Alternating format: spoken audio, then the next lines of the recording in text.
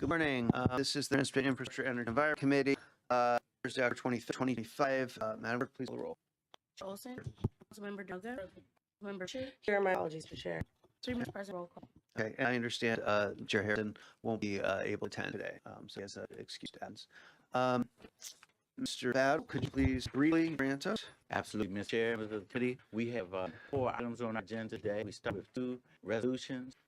One that deals with UNO and who actually pays the fee in certain scenarios. The second one is a resolution regarding style monitoring systems for the city capital, county capital, excuse me. And so after that, we have 2 briefings from our Department of Environment. One on the climate action plan to get an update on that, and the other to give an update on the Clean Water Partnership. So, Mr. Chair, if we could start with the first resolution. Okay, sir, 9324 resolution concerning Nazi, new construct, new tenant, or owner change commercial permit fee. I'm actually the sponsor of this. I will explain briefly. So it came to my attention when a large commercial shopping center was sold recently that the tenants, the little guys, were charged for a new use non-C permit, and it just didn't seem fair. Seems no for their own, they're just tenants, and this bill resolution would say that the new buyer of the entire commercial center be the one pay these occupancy permit for the tenant. They're the benefiting. They're the one who made that happen. So, Ms. Paris, I spoke just before the meeting. Has some potential amendments, maybe not quite right here, but I'll turn it over to the administration. I don't know if you'll say a few words first, Ms. Enns. Thank you, Mr. Chair. I can have Perry speak first, and I do a recommendation on for the council executive. Okay, thank you. Ms. Paris. Good morning. Lori Pesci, after the Department of Budget Enforcement. Thank you for the opportunity you heard today. As Chair Olson indicated, there's a need to clarify with respect to the way the bill is drafted. So PIES will like to pose a friendly amendment to the bill to clarify that when the owner of the building change ownership occurs, that owner will be responsible for the main now. And with respect to the individual tenants in that property, there are 2 options that be available. One, that the landlord required to come and get the pay that administrative the cost. That one I'm overruled. Yes. Okay. There's no physical impact. Yes. Okay. So then we'll discuss that. So with that option, we are proposing the owner of the building responsible for getting their use and occupancy. And with respect to individual tenants, we prefer that be the main owner's responsibility to get the UNO with respect to individual tenants. We would like to think about is how we could that without requiring an individual tenant to come in and go that process. So we need to think about how we would implement this. I think requiring the main owner responsibility and the payment of that fee. People view to want to be we're requiring the owner responsibility, not the tenant who hasn't done anything, hasn't changed anything, and why that cost. Right. So I understand exactly what you're doing. So and have work your staff draw up a friendly amendment because PI doesn't take position who paid it as long as it's paid. Yeah, no, I think that's important. I mean, we support small businesses, and they have enough going on. They have enough issues they have to deal with, and getting nickel and dime and not, and meeting the role and paying rent and all that. This seems like it should be the responsibility of the overall owner. Thank you. So I'll go to my colleagues for questions, but I do want to say that I would, since we don't have the amendment here, my desire would be pass out and introduction. Ms. Best would get a language, and we would still have to get a draft 2. And Ms. Anna, does that make sense? Yes. Oh, thank you. Questions? No. I don't understand why amendments need. It seems like Ms. Paris agrees with your point, Mm-hmm. and how to deal with the attorney is on them. One chance. One Yeah, comment. yeah. And looking at table, I don't think the table is what you wanted to say. I should get that kind of print. It says administrative fee $66 UFP 188 paid by a new tenant or owner. Yeah, no, by new. I'm saying it Just has to be by the owner, not new tenant. Okay. Well, I mean, a new tenant. If there's a, I probably, well, I would prefer to marry it. That's why we need clarification. So I think the reason we'd like to tweak it with is very clear in the circumstances because I'm tenants coming Yeah. and one number ice shop, I'm going to have to pay fees. Right. That's why I would like to clarify language because there were multiple interpretations of language when we discussed this bill. It sounds you need 2 lines, and they're 2 different things. Right now, there's one line combine everything. It does not, Mr. Simmons. Yeah, that's a good point, Mr. Noga. Thank you. It does. Yes, it does. problem. Yes, it does. Okay. Ones. It does sound like everything going to work, so we will be able with the amendments as discussed. Thank you. Thank you. Okay. Thank you. Motion or favor recommendation to be amended. Second. There's a motion by Mr. Noga, favorable to be amended, and a second by Ms. Fitter. Any discussion? Being none, Madam, please call. Chair Olson, Councilmember Doga, Aye. Councilmember Chair, Aye. motion move favorable, carries favorable amendment. Well, it wasn't amended. There was no note that would be that it would be amended. Yes, we've actually set precedent for Yes. you giving an idea of an amendment, Action. you come up with it. Yes, prior to. yes. So, no, there's an amendment. Yes, so if Ms. Harris could work with Ms. Sure. Cannon, that'd be super. Thank you. Well, thank you. All right. Okay, so passed 3-0. Thank you, everybody. Here we are, working small business. Next we have CR 127, for resolution concern stops and monitoring systems, town capital lights. Mr.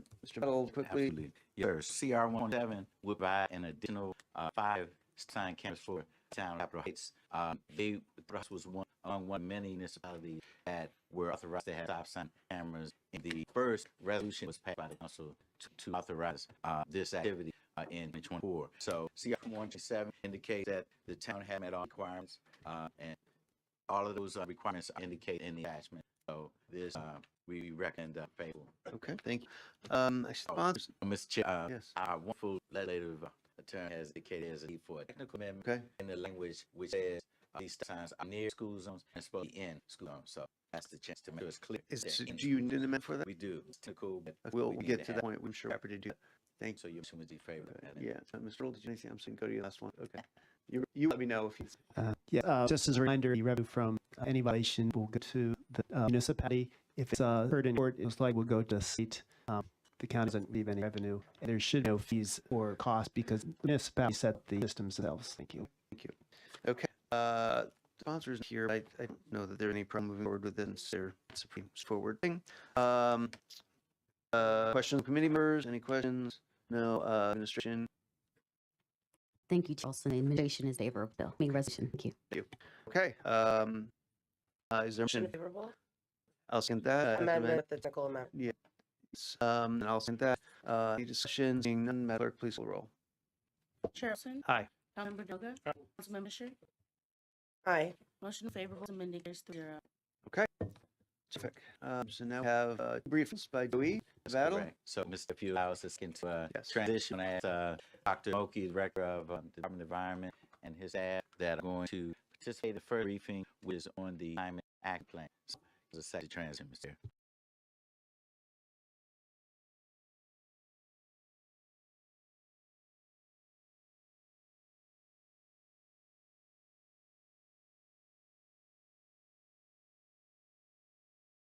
Okay, great. And I want to recognize Dr. Moki, Director of Environment, is here. Thank you for joining us. Mr. Coley and Ms. Vincent. Good morning, Chairperson, committee members, Derek Lee, Director, Department of Environment. We're here this morning. Just pull close. Yeah. Oh, a little, sir, Or sorry. speak louder. Sorry. We're here this morning to give an update on where we are with respect to the climate action plan. And with me, I have Dicker here on the team.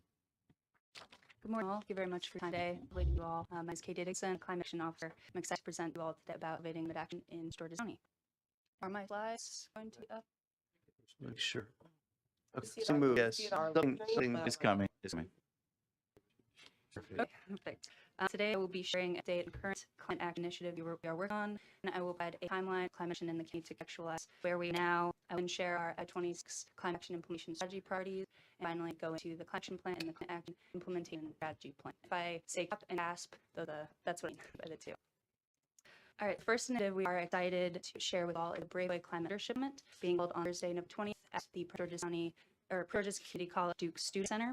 The event will be together with 250 Prince George's County leaders across government, business, profit, faith, educational sectors, recognize the role of climate action, understand tools available to them, and collaborate on practical equities and strategies to build a climate-ready future in Prince George's County. The next initiative we are working on is a Climate 101 training. So Prince George's County employees are critical catalysts for climate action, should be equipped with the knowledge and skills necessary to scale climate actions at pace that we need to achieve the county's climate action goals. Both the Climate Action Plan and the Climate Action Implementation Strategy Plan call for county to provide ongoing professional development, staff build better awareness and literacy. Because this, in partnership with HRM, we have developed a Climate 101 training. The interactive is now available on Gov. The training takes an average of 30 minutes to complete and provides employees with a baseline understanding of climate science, so what greenhouse gas effect is, human activity or enhancing greenhouse effect, and it also covers effects of climate change at national level and also a local level in Prince George's County. Finally, provide an overview of the climate action plan and encourage employees to think about how they can integrate climate action in their own roles. And finally, pending approval from OHM Director and the CAO, the training will be mandatory for all employees beginning January. The next project we are working on, develop 2 county resilience hubs at the Hyattville Library and Colorado County.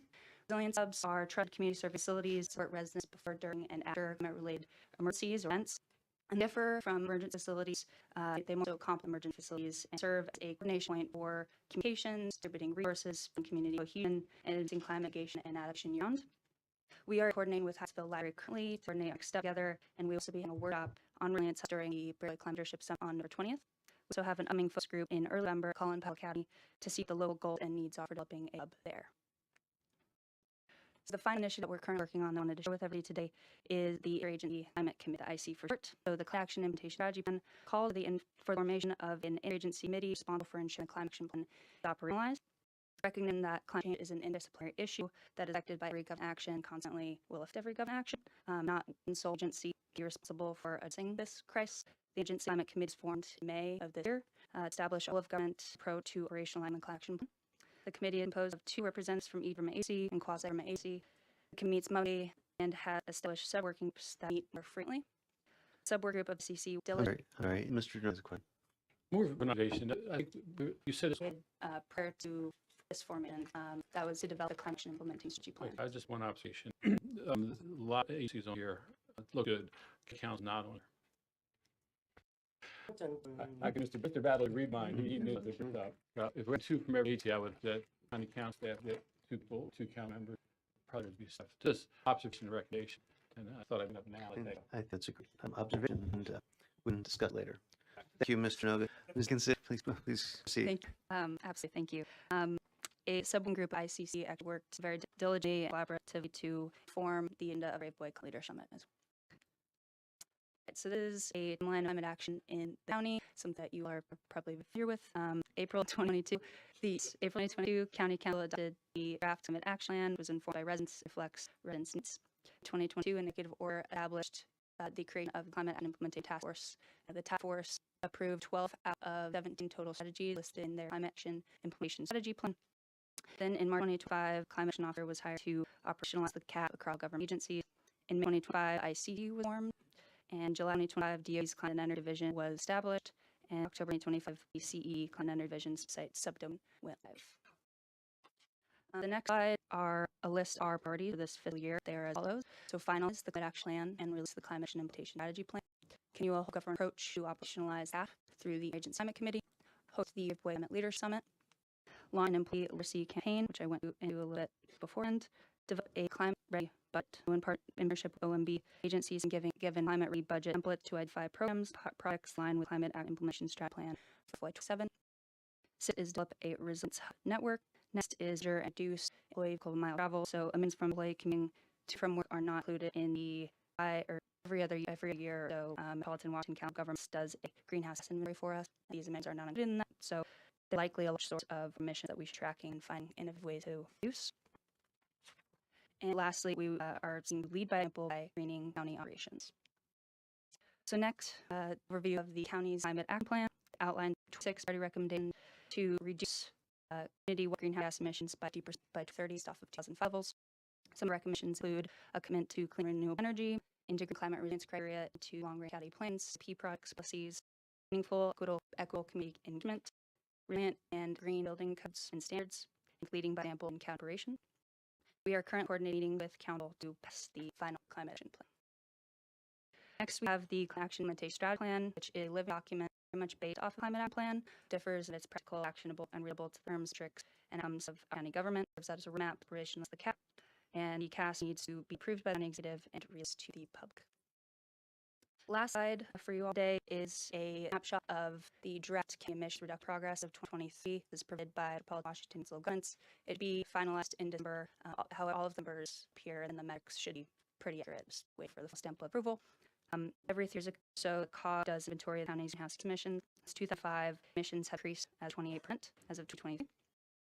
I stated before, county climate action plan has a goal of reducing community-wide emissions by 50% from 2005 levels by 2030. So the county's 4 years left to decrease emissions 20% if we to meet capitals, and we must scale up climate action implementation if we to meet these goals. Thank you all. Thank you much for the presentation. Appreciate the work that's been done. Mr. Deneau, do you have, oh, sorry, do you have a question? I do have a Mr. Chair. Mr. Do you have questions? Mr. Noga. Okay. What does it mean to develop a climate budget? Yeah, this is building off of last 2 fiscal years, FY25, FY26. DOE had developed a climate template which was distributed to all agencies that kind of helped the agencies outline what specific actions or programs kind of relate to the collection in and looking to upon that this year. So we're urging agencies to reach to us.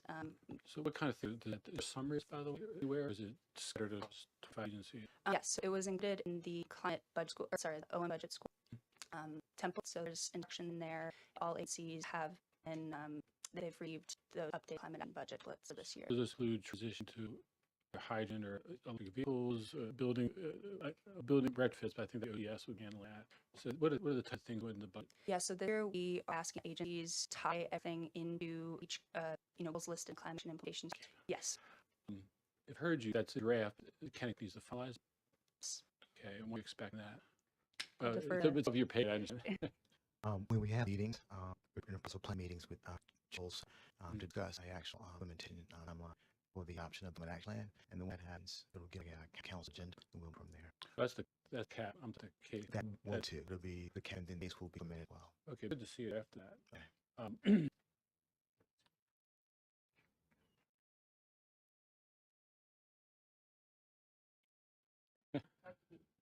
Yes, Dermot, reminded us that you love, or if timing aligns, we love for the CAP finalization be announced at the Berkeley Climate Leadership Summit. That's all feasible. Well, I don't know the process for CAP. I had a couple of questions. Council will be at session November 20th. Do we pass a resolution to approve? Right, so we can announce it, but council will be able to do it till January. Now, in terms of the CAP, just a couple questions. Mr. Olson, we're kicking screen that we didn't finalize the draft version a couple years ago. The DOE and Office of Administration want to work out into a contract, but remember understand the Metropolitan County government for its consulting help. So it's all progressed, it's ready to go. Is that where we're at? yes, sir. I think the council has some time to review it, so the resolution can be presented, but I think we're going to need a couple months to get through it. Assuming the original map is 100 pages, assuming a couple hundred pages. Yes, sir. 100 pages plus 100 page appendix. One thing I noticed on your slide that I wanted to raise a question out, this is on slide number under the CAP. You had 6 recommendations. Missing from that list was nothing about land use priorities that were in CAP, which for some of us is a really big issue, and there was 2 or 3 in particular that related to land use and reducing miles traveled and limiting sprawl, and also in terms of climate ready budget. CAP and the Plan 35 call for prioritizing capital expenditures in the county in folk area rather than just spread around in sprawl area. So I'm hoping that be addressed. Yes, so, and just to clarify, for the climate action implementation strategy plan, is more or less condensed into 17 total strategies. 12 of those 17 strategies have been developed, approved by the task force that I mentioned earlier. One of the 5 remaining strategies that we are working to develop in F26 is land use strategy. We were that there was just in the previous task force, it doesn't. We could come a resolution on that. We're trying to. Okay, well, I think in terms of land use, the council is bound for land use, and Mr. Hurl was the only representative for the council on task force, so it's above his period to title that out. But in terms of land use, the council is going to need to be front and center that.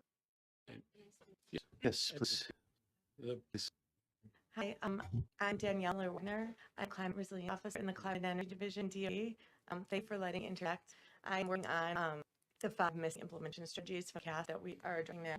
So to clarify, the CAP is 100% ready to go. We just need a kind of resolution. The CAP, as indicated, missing 5 implementation strategies: trees, land renewals, codes and standards. the easy complicated ones. Yeah. one. And wait, that's 5. Okay, but we have started to work with Metropolitan Washington government on trees and renewals, because trees, understanding that trees was very close to be accepted last time, but there were some disagreements across, obviously, different agencies about definition. So we are working at staff level right now, and hoping to get support from Metropolitan Washington Council government as soon as our permit process allows us to move forward to that, as well as the renewal strategy. And we'll be picking up other things. Yeah, the COG support had some salt import. Yeah. Which COG? Is this the environmental? folks? Yeah. And Still or? no, Jacking is our Jacking, kind of- yeah, okay, yeah. Of course. Yeah. Okay. So to clarify, Mhm. our plan is to release task with missing only the 12 completed implementation strategies. It's been done since spring 24, as you know. So I'd like it to be out in the ether so that others can benefit from it, including some municipalities that are trying to work on their own climate action plans and have the benefit of all this work that has gone into existing 12 strategies. And that plan is to complete the 5 strategies in FY 26. This is Good. I-26. Yes. Okay. That's the plan. And then once those are accepted, then we will issue a revision or amendment to the CASP at that time.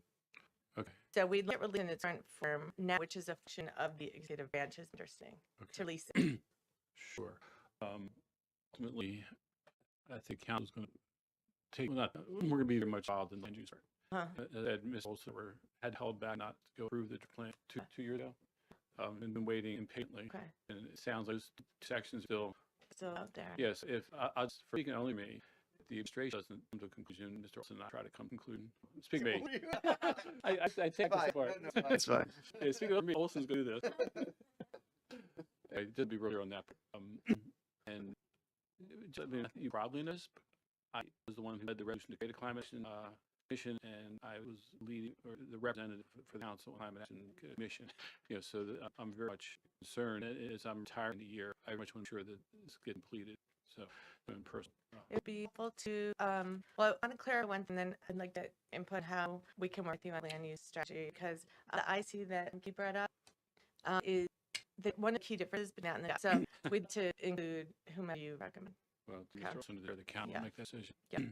Thank you. Appreciate your input. Thank you, Mr. Yoga. Ms. Fisher. Thank you all so much. I'm not claiming to be the money on the council that's just environment, but I am not a crew. I don't.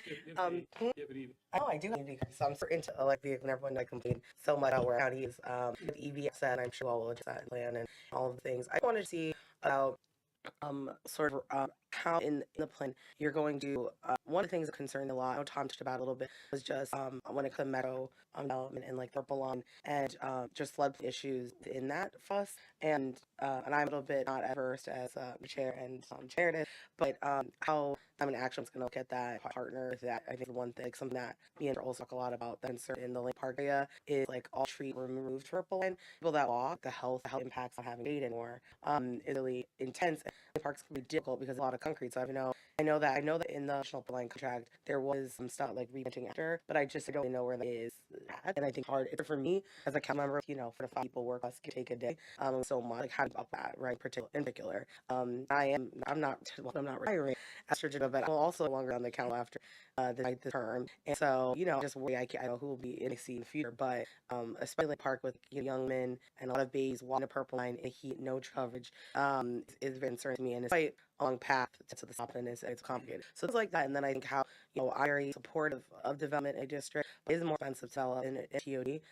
It's harder. I would say districts all redevelopment. I would call this to development. And so how plan support private district and incentivize them. I don't think residents want to district 2 even more urban than we are, but I mean, it's future kind of. So, those would be my question. Then the last one, if you could talk a little bit about it, was how you're engaging our immigrant young people into. I think there's just a feel in the county, I would say, now all over the county, I get a different impact of just the environment is like one group of people care and that talk about it, how we're going to have the actions really intersect with multiple generations. And me, actually, for my generation, they're sandwiches, they're taking care of airy parents, they're raising babies.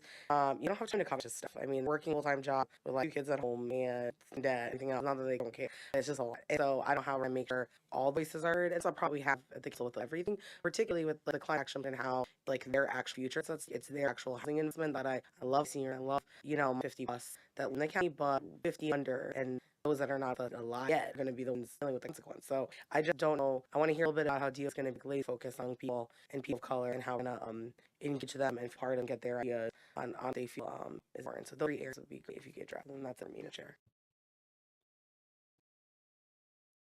Councilwoman Fisher, key for question. And I'll start with the question first. At the upcoming Breakaway Climate Summit, one of the reasons why I chose Georgia Community College because of that very issue in terms of us as an agency, energizing young people throughout the county. More important of what you'll see if you're able to attend is our poster presentation as well, where we're asking students to come forward as well as college students present posters their interpretation of the emerging issues are with respect to environment, particularly climate change. The question all with Spanish translated from my understanding is correct. We recently held our festival and we have a market and Spanish translated for that animation as well, where individuals come out to participate in our annual event, which is a festival. We're doing everything in our power as an agency to provide those type of service with respect to stakeholder involvement and engagement for the community. Prince George County Public